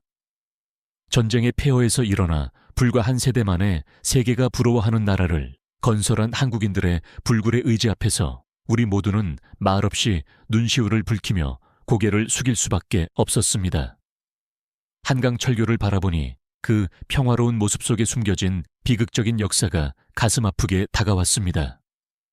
한강은 단순한 강이 아니라 한국의 아픈 역사와 빠른 회복을 모두 지켜본 증인입니다. 우리는 한강변을 따라 천천히 걸었습니다. 박진우 교수님은 계속해서 한강의 변화에 대해 설명해 주셨습니다. 전쟁 후 한강은 서울 재건의 중심이 되었습니다. 1960년대부터 본격적인 개발이 시작되었죠. 워커 교수님이 질문했습니다. 한강 개발이 서울의 발전에 어떤 영향을 미쳤나요? 한강 개발로 서울은 강남북으로 확장될 수 있었습니다. 특히 강남 지역이 새롭게 개발되면서 서울의 균형 발전이 이루어졌죠. 그때 이던이 갑자기 끼어들었습니다. 그런데 전두환이 한강을 개발했다고 들었는데 그건 왜 아무도 말하지 않나요? 교실에 어색한 침묵이 흘렀습니다. 박진우 교수님은 잠시 망설이다가 대답하셨습니다. 날카로운 질문이네요. 맞습니다. 1980년대 한강종합개발계획은 당시 정부 주도해 진행되었습니다. 정치적 논란이 있지만 누구의 손이든 지금의 한강을 만든 건 사실이니까요. 교수님의 솔직한 답변에 이던도 고개를 끄덕였습니다. 우리는 계속 걸으면서 여의도 방향으로 향했습니다. 여의도는 원래 모래톱이었다가 개발된 인공섬입니다. 지금은 서울의 금융중심지가 되었죠. 여의도 공원에 도착해서 우리는 잠시 휴식을 취했습니다. 한강은 단순한 지리적 장벽이 아니라 한국의 역사, 정치, 경제를 모두 관통하는 축이었습니다. 워커 교수님이 감탄하며 말씀하셨습니다. 네, 맞습니다. 삼국시대부터 한강을 차지하는 것은 한반도의 주도권을 쥐는 것과 같았습니다. 사라가 물었습니다. 삼국시대요. 그때도 한강이 중요했나요? 물론입니다. 백제가 한강 유역을 중심으로 초기 황금기를 누렸고 이후 고구려와 신라가 한강을 차지하며 세력 균형이 바뀌었습니다. 학생들은 모두 놀란 표정이었습니다. 이런 역사가 있다는 걸 왜 아무도 말해주지 않았지? 제이슨이 작게 중얼거렸습니다. 박진우 교수님은 미소를 지으셨습니다. 한강은 2000년이 넘는 역사를 품고 있습니다. 오늘날의 현대적인 모습만 보면 그 깊은 역사를 짐작하기 어렵죠. 저는 한강을 바라보며 새로운 시각을 갖게 되었습니다. 처음에는 그저 아름다운 야경이 있는 강이라고만 생각했는데 이제는 한나라의 흥망성쇠를 함께한 역사의 증인으로 보였습니다. 내일은 좀 더 현대적인 한강의 모습을 보여드릴게요. 세계적인 기록을 가진 다리들을 방문할 예정입니다. 돌아가는 버스 안에서 이던은 평소보다 조용했습니다. 아마도 그도 한강의 깊은 역사에 대해 많은 생각을 한 듯했습니다. 엘리노어, 너 한국 역사에 대해 알고 있었어? 이던이 갑자기 물었습니다. 조금은요. 하지만 오늘 훨씬 더 많이 배웠어요. 나는 한국이 그저 최근에 발전한 나라인 줄만 알았어. 이던의 목소리에서 처음으로 진지함이 느껴졌습니다. 한강의 역사는 이던뿐만 아니라 우리 모두에게 깊은 인상을 남겼습니다. 셋째 날 우리는 고덕평대교로 향했습니다. 최지훈 주임이 버스 안에서 설명을 시작했습니다. 오늘 방문할 고덕평대교는 2025년 1월에 개통된 세계 최장 콘크리트 사장교입니다. 모두가 관심을 보였습니다. 세계 최장이라고요? 정확히 어느 정도인가요? 마이클이 물었습니다. 주경관이 아치보의 마침밀루트로 노르웨이의 스칸순교와 파나마의 아틀랜틱교를 넘어선 기록입니다. 박진우 교수님이 덧붙이셨습니다. 사장교란 케이블이 탑에서 부채꼴 모양으로 퍼져 다리를 지탱하는 구조를 말합니다. 버스가 다리에 도착하자 우리는 모두 창밖을 내다보았습니다. 웅장한 다리가 한강 위에 당당히 서 있었습니다. 와, 생각보다 훨씬 크네요. 저는 감탄했습니다. 버스에서 내려 다리를 가까이서 관찰할 수 있는 전망대로 향했습니다. 박진우 교수님이 다리의 특징을 설명하기 시작했습니다. 이 다리는 고강도 콘크리트와 초고강도 케이블을 사용하여 200년 수명을 목표로 설계되었습니다. 200년이요? 정말 그렇게 오래 갈 수 있나요? 이던이 의심스러운 표정으로 물었습니다. 박진호 교수님은 자신감 있게 대답하셨습니다. 네, 최첨단 기술로 설계되었습니다. 특히 한강의 환경보호를 위해 기둥수를 최소화했습니다. 워커 교수님은 메모를 하면서 질문하셨습니다. 콘크리트 사장교로는 세계 최장이군요. 환경적 측면에서 어떤 고려가 있었나요? 좋은 질문입니다. 이 다리는 한강 생태계에 미치는 영향을 최소화하도록 설계되었습니다. 교각수를 줄이고 친환경 소재를 사용했죠. 학생들은 모두 감탄하며 다리의 구조를 유심히 살펴보았습니다. 이것이 한국 기술로만 만들어진 것인가요? 제가 물었습니다. 네, 설계부터 시공까지 모두 한국 기술로 이루어졌습니다. 특히 현대건설이 주도했습니다. 그때 이던이 다시 의문을 제기했습니다. 정말 200년이나 간다고? 한국이 일본처럼 과장하는 건 아니겠지? 엘리노어가 화를 내며 말했습니다. 너 진짜 그렇게 생각해? 직접 보면서도? 이던은 어깨를 으쓱했습니다. 그냥 확인하고 싶었을 뿐이야. 박진우 교수님은 침착하게 대답하셨습니다. 의심하는 마음은 좋습니다. 실제로 이 다리는 극한 환경 테스트를 거쳤습니다. 지진, 홍수, 태풍 등 모든 자연재해에 견딜 수 있게 설계되었죠. 교수님은 태블릿을 꺼내 다리의 구조도를 보여주셨습니다. 케이블 하나당 7,200톤의 하중을 견딜 수 있습니다. 혹시 공학을 전공하는 학생 있나요? 몇몇 학생들이 손을 들었습니다. 이 다리의 내진 설계는 리터 규모 7.0까지 견딜 수 있게 되어 있어요. 또한 강풍이 초속 80m까지 불어도 안전합니다. 수치를 들으니 이던도 점점 감명받는 표정이었습니다. 이거 진짜 대단한데 유럽에서도 보기 힘든 수준이잖아. 우리는 다리 위를 직접 걸어보기도 했습니다. 발 아래로 한강이 유유히 흐르는 모습이 장관이었습니다. 이 다리로 인해 서울과 구리시 간 이동 시간이 30분 이상 단축되었습니다. 교통체증 해소에도 큰 역할을 하고 있죠. 최지훈 주임이 덧붙였습니다. 기술뿐만 아니라 실용성까지 갖춘 것이네요. 워커 교수님이 감탄하셨습니다. 다음으로 우리는 다리 건설 과정을 담은 전시관으로 이동했습니다. 벽면에는 건설 과정의 사진들이 전시되어 있었습니다. 이 다리는 총 5년간의 공사 끝에 완성되었습니다. 3,000명 이상의 기술자와 근로자가 참여했죠.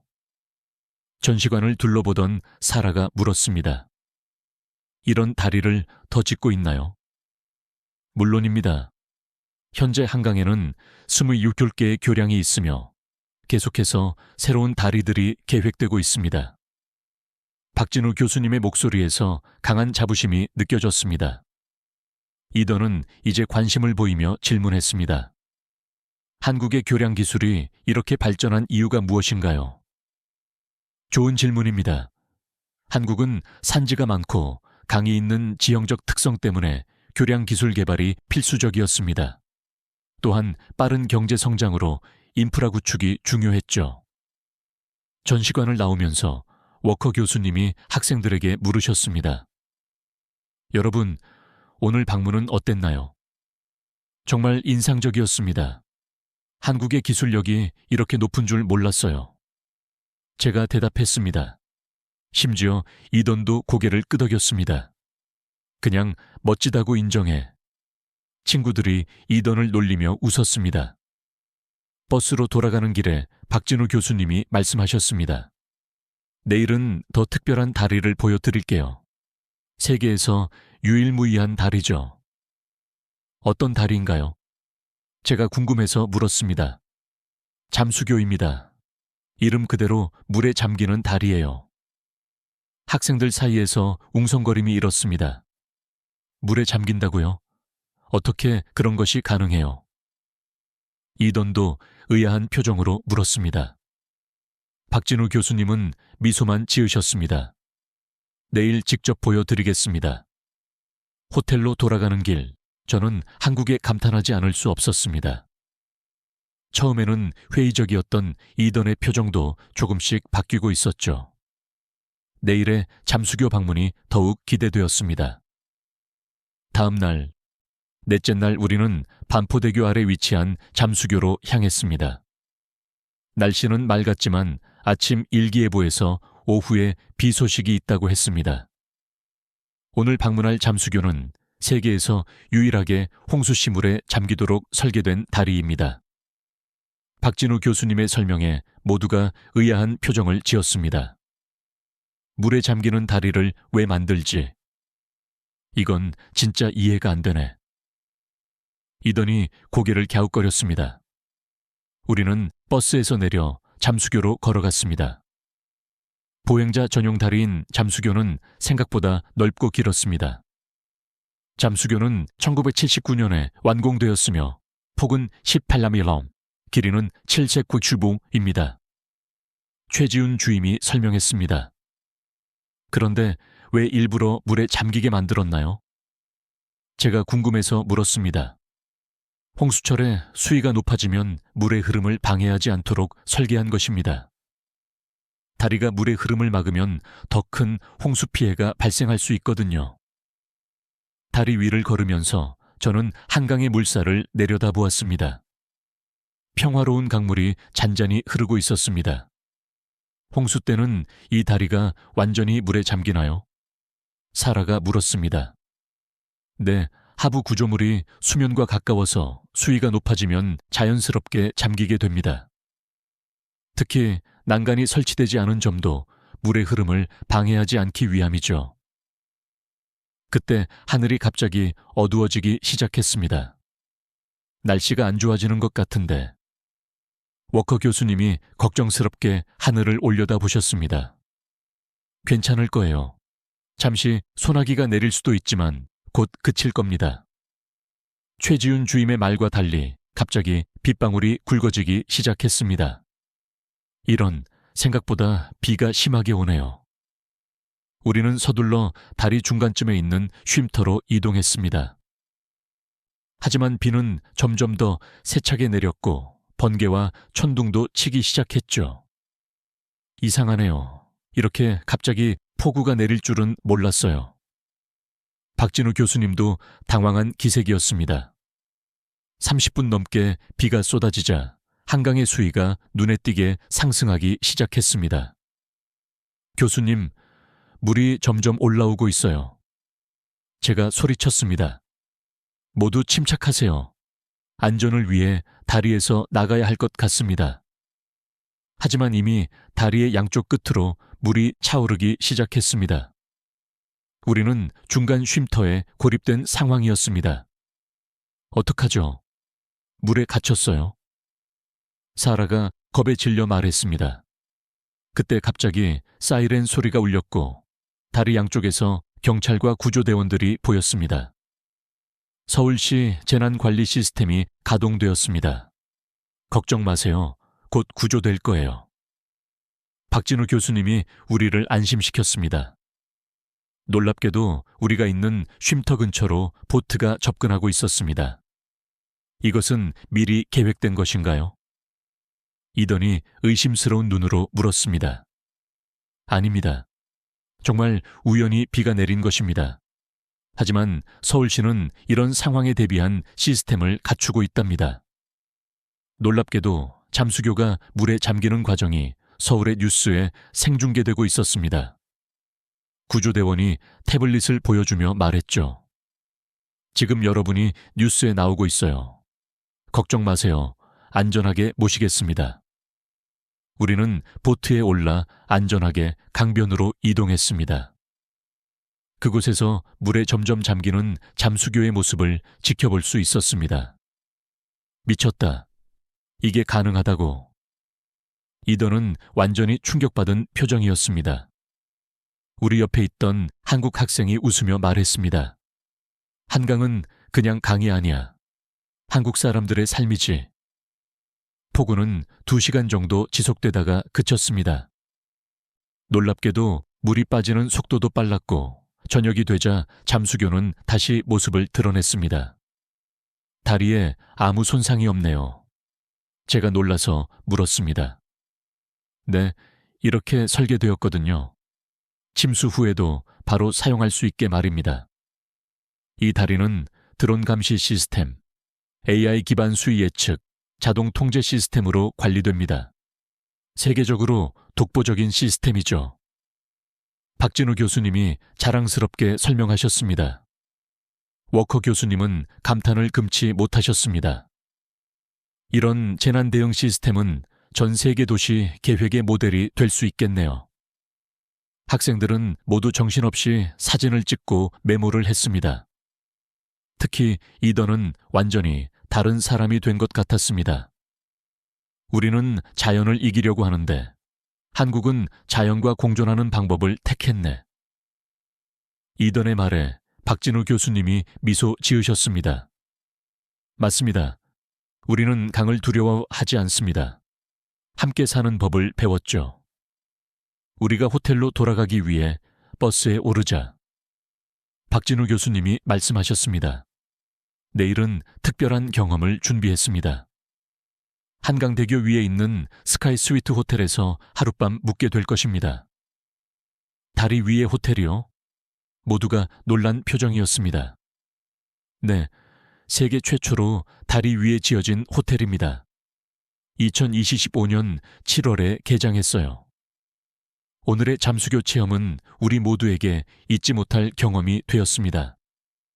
특히 이던의 태도가 눈에 띄게 변화하는 계기가 되었죠. 내일의 일정이 더욱 기대되었습니다. 5째 날 우리는 기대에 부풀어 한강대교로 향했습니다. 오늘 밤 묵게 될 스카이 스위트는 세계에서 처음으로 다리 위에 지어진 호텔입니다. 최지훈 주임이 설명했습니다. 한강대교에 도착하자 우리는 모두 놀랐습니다. 다리 한가운데 위치한 144제곱미터 규모의 모던한 건물이 우리를 기다리고 있었거든요. 와, 이게 진짜 호텔이야? 제가 감탄했습니다. 네, 이전에 노들 직력 카페로 사용되던 공간을 리모델링했습니다. 2023년부터 공사가 진행되었죠. 우리는 호텔 내부로 들어갔습니다. 침실, 거실, 주방이 모두 갖춰진 럭셔리한 공간이었습니다. 무엇보다 창문으로 보이는 한강과 서울의 전경이 정말 환상적이었습니다. 이건 진짜 멋지다. 이던도 감탄을 금치 못했습니다. 최대 4명까지 숙박 가능하며 보통 에어비앤비, AirBNB를 통해 예약받고 있어요. 하지만 오늘은 특별히 여러분을 위해 준비했습니다. 우리는 짐을 풀고 잠시 휴식을 취했습니다. 창밖으로 보이는 한강의 풍경은 마치 그림 같았습니다. 오늘 저녁은 특별한 한국 음식을 체험해 볼 겁니다. 바로 곱창 무한 리필이에요. 박진우 교수님의 말에 학생들이 의아한 표정을 지었습니다. 곱창이 뭐예요? 사라가 물었습니다. 소나 돼지의 내장입니다. 한국에서는 매우 인기 있는 음식이죠. 학생들 사이에서 웅성거림이 일었습니다. 저도 살짝 걱정이 되었지만 한국 문화를 체험하는 기회라고 생각했습니다. 우리는 버스를 타고 유명한 곱창 거리로 향했어요. 가게에 들어서자 강한 향과 열기가 우리를 맞았습니다. 여기 정말 사람이 많네요. 워커 교수님이 놀라며 말씀하셨습니다. 우리는 큰 테이블에 앉았고 다양한 종류의 곱창이 테이블 위 그릴에 올려졌습니다. 이건 소곱창, 이건 돼지곱창이에요. 이렇게 구워서 쌈장이나 소금에 찍어 드시면 됩니다. 이던은 처음 보는 곱창을 보며 망설였습니다. 이거 정말 먹는 거야? 하지만 용기를 내어 한 조각을 집어 입에 넣었죠. 그의 표정이 순식간에 바뀌었습니다. 이거 대체 뭐야? 처음 먹어보는 맛인데. 미쳤다. 우리 모두 웃음을 터뜨렸습니다. 박진우 교수님이 미소 지으며 말씀하셨습니다. 한국 사람들은 이걸 먹으면서 삶의 고단함을 달래죠. 테이블에는 김치, 파절이, 된장찌개 등 다양한 반찬도 함께 나왔습니다. 그리고 빈 접시가 생기면 직원이 바로 새로운 곱창을 가져다 주었습니다. 이게 무한 리필이에요?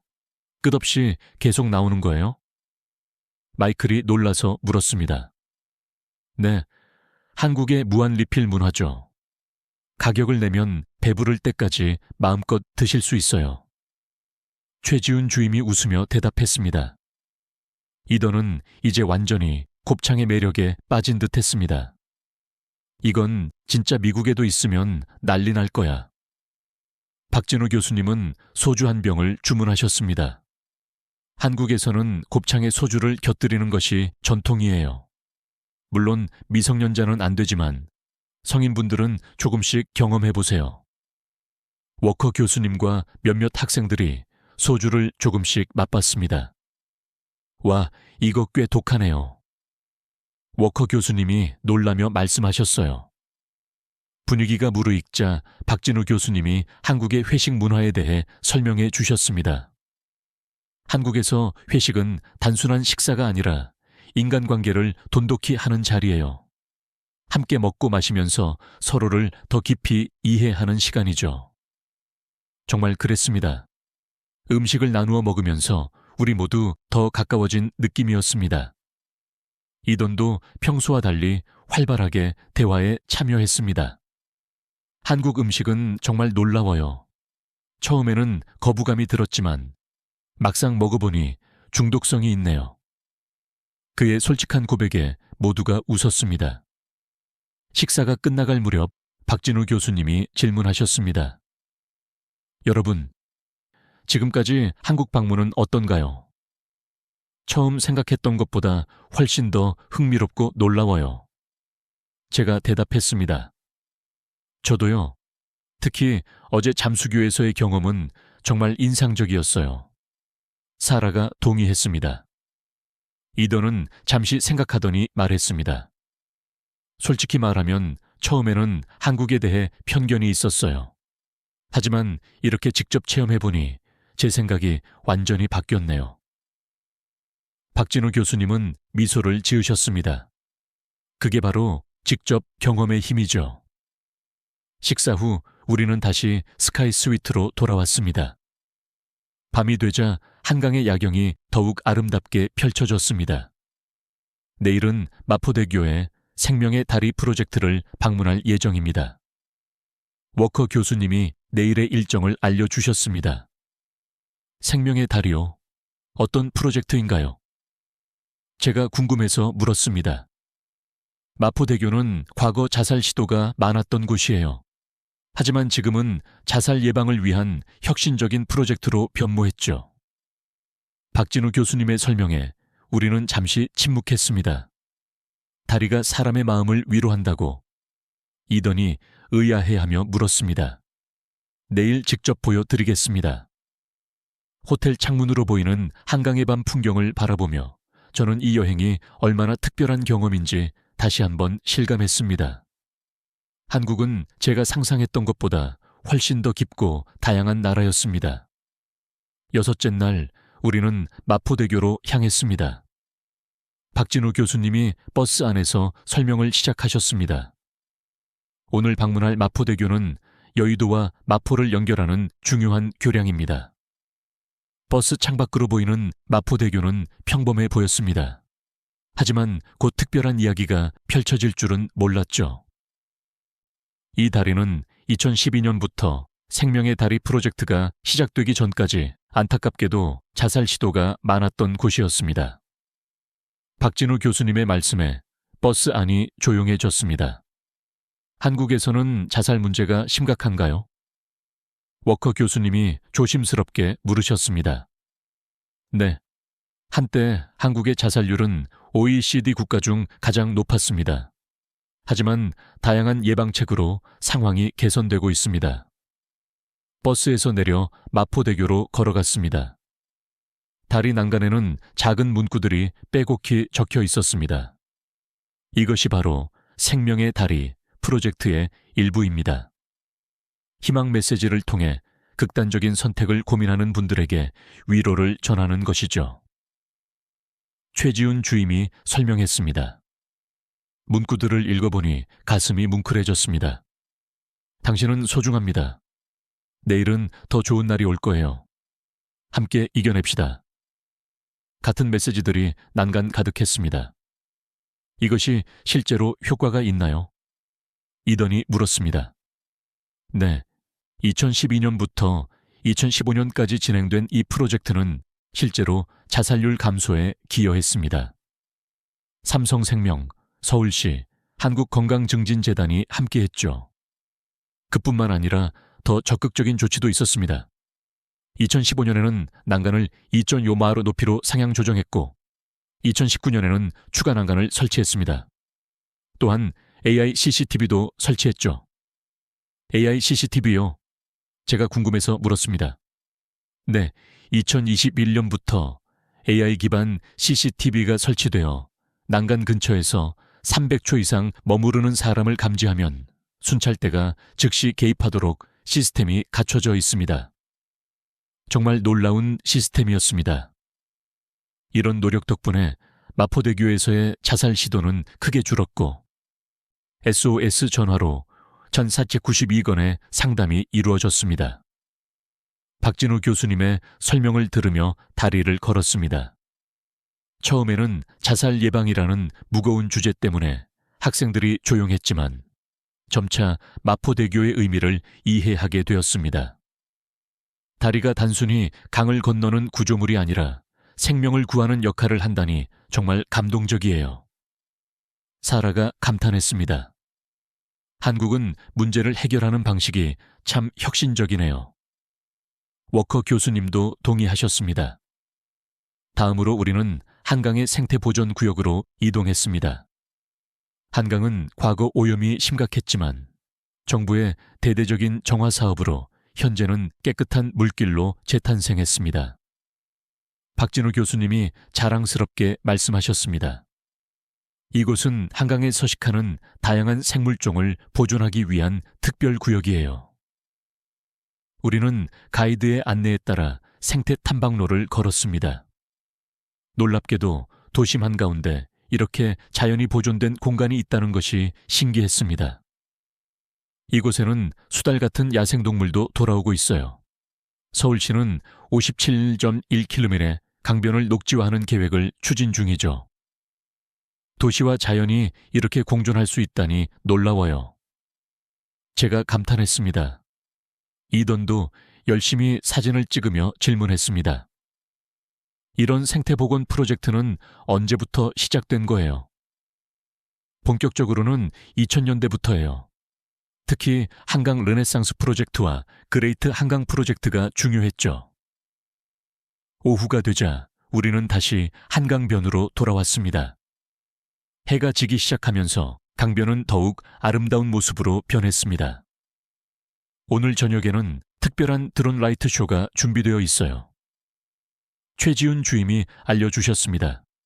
우리는 강변 공원에 자리를 잡고 앉았습니다. 주변에는 많은 서울 시민들도 함께 모여 있었습니다. 해가 완전히 지자 하늘에 수백 개의 드론이 떠올랐습니다. 2000대의 드론이 만들어내는 빛의 향연은 정말 환상적이었습니다. 드론들이 한강의 역사, 서울의 랜드마크, 그리고 한국의 상징들을 하늘에 그려냈습니다. 이런 쇼는 처음 봐요. 정말 놀라워. 워커 교수님도 감탄을 금치 못하셨습니다.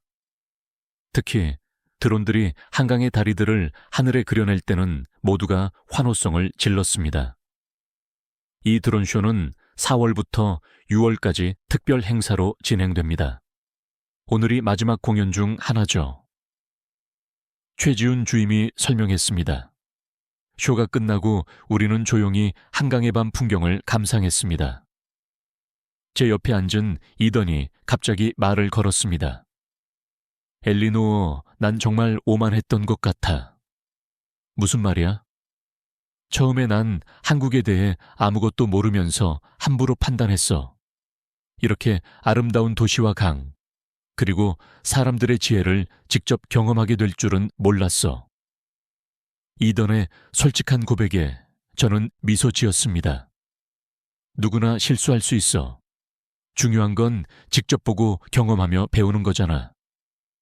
우리 옆으로 박진우 교수님이 다가오셨습니다. 오늘 마포대교와 한강생태보건구역 방문은 어땠나요? 정말 인상적이었어요. 한국이 단순히 기술적으로 발전한 나라가 아니라 사람과 자연을 함께 생각하는 나라라는 것을 알게 됐어요. 제가 대답했습니다. 이던도 고개를 끄덕였습니다. 이번 여행이 정말 눈을 뜨게 해줬어요.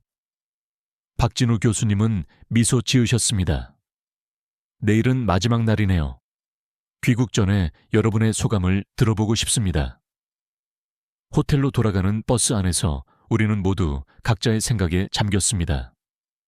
한강은 단순한 강이 아니라 한국의 역사, 문화, 기술, 그리고 사람들의 삶이 모두 담긴 공간이었습니다.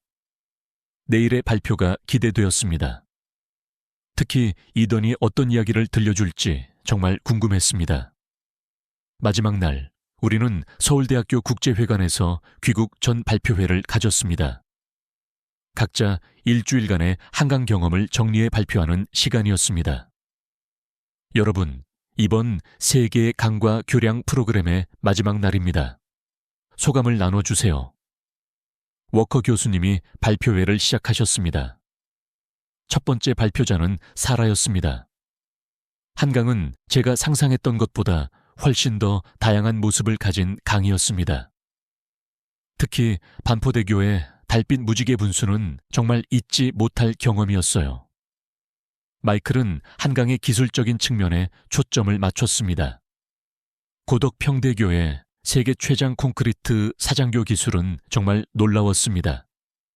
200년 수명 설계라니 미래를 내다보는 한국 기술력에 감탄했어요. 다른 학생들도 각자의 소감을 나누었습니다. 그리고 마지막 발표자는 이던이었습니다. 모두가 그의 발표를 기대하는 눈치였습니다. 처음에 가장 회의적이었던 사람이 어떤 이야기를 들려줄지 궁금했거든요. 이던은 잠시 자료를 정리하더니 말을 시작했습니다. 솔직히 말하면 저는 처음에 한국에 대해 굉장히 편견이 있었습니다. 한강이 세계 대학생 선호도 조사에서 1위를 차지했다는 것을 듣고 짜여진 각본이라고 생각했죠. 강당이 조용해졌습니다. 하지만 지난 일주일간의 경험은 제 생각을 완전히 바꿔놓았습니다. 한국이 이렇게 강한 나라일 줄 몰랐습니다. 이던은 화면에 우리가 방문했던 장소들의 사진을 띄웠습니다.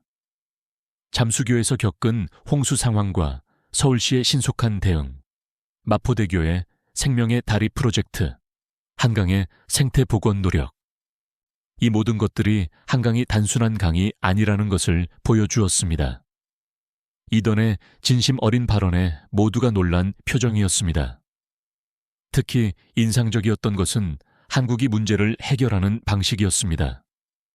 자연을 이기려 하지 않고 함께 공존하는 방법을 찾더군요. 하나의 문제에 다양한 측면으로 접근하는 한국의 지혜는 정말 배울 점이 많았습니다. 박진우 교수님은 미소를 지으셨습니다. 돌아가서도 계속 한국에 대해 공부하고 싶습니다. 특히 한국의 도시계획과 재난관리 시스템에 대해 더 깊이 연구하고 싶어요. 이던의 발표가 끝나자 큰 박수가 터졌습니다.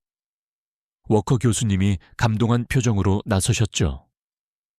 이던, 정말 훌륭한 발표였습니다. 직접 경험하고 배우는 것의 중요성을 다시 한번 깨닫게 해주는 말이었습니다. 이어서 워커 교수님이 중요한 발표를 하셨습니다. 여러분, 이번 한강 방문이 너무 의미 있었기에 특별한 결정을 내렸습니다. 모두가 궁금한 표정으로 교수님을 바라봤습니다. 다음 프로그램은 한국에서 1년간 진행하는 장기 프로젝트로 확대하려 합니다. 서울대학교와 협력하여 교환학생 프로그램을 만들 예정이에요. 학생들 사이에서 환호성이 터져 나왔습니다. 정말인가요? 제가 놀라서 물었습니다.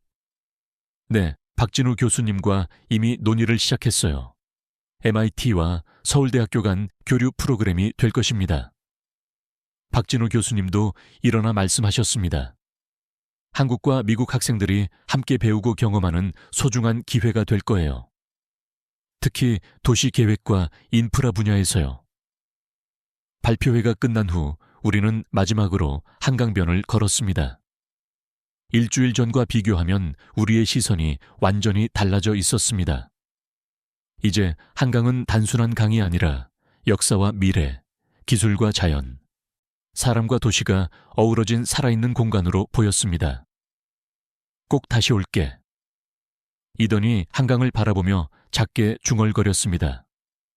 인천공항으로 가는 버스 안에서 저는 창밖으로 지나가는 서울의 풍경을 눈에 담았습니다. 짧은 시간이었지만 이 도시와 한강은 제 마음속에 깊은 인상을 남겼습니다. 다음에는 더 오래 머물러야겠어요. 최지훈 주임에게 말했습니다. 언제든 환영합니다. 한강은 항상 여러분을 기다리고 있을 거예요. 비행기에 오르기 전 우리는 마지막으로 단체 사진을 찍었습니다. 한 주 전과 달리 이제 모두의 얼굴에는 밝은 미소가 가득했죠. 특히 이더는 완전히 다른 사람이 된 것 같았습니다. 엘리노어, 고마워. 이더니 갑자기 말을 걸었습니다.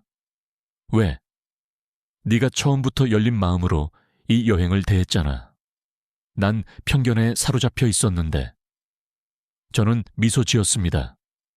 서로 배우는 거지 뭐. 비행기가 이륙하면서 저는 창밖으로 작아지는 서울의 모습을 바라봤습니다. 한강은 은빛 리본처럼 도시를 가로지르고 있었습니다.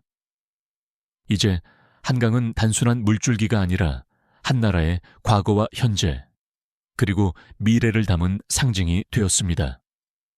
언젠가 꼭 다시 찾고 싶은 강, 한강. MIT로 돌아가면 한국에 대해 더 많이 공부해야겠다고 다짐했습니다. 그리고 내년에 열릴 1년 프로그램에는 꼭 지원할 거예요. 이번 여행은 끝이 아니라 새로운 시작이니까요. 네, 오늘 사연 어떻게 들으셨나요? 대한민국이 이룩한 조용한 기술 혁신과 한강의 놀라운 도시 공존 철학에 대해 여러분의 생각은 어떠신가요? 이 감동적인 이야기에 대한 여러분의 의견과 경험을 아래 댓글에 자유롭게 나누어 주십시오. 또한 이 영상이 더 많은 분들에게 전달될 수 있도록 구독과 좋아요, 그리고 알림 설정까지 정중히 부탁드립니다. 여러분의 성원이 저에게는 가장 큰 힘이 됩니다. 영상을 끝까지 시청해주신 모든 분들께 진심으로 감사드리며 항상 건강하고 행복한 하루 되시기를 기원합니다.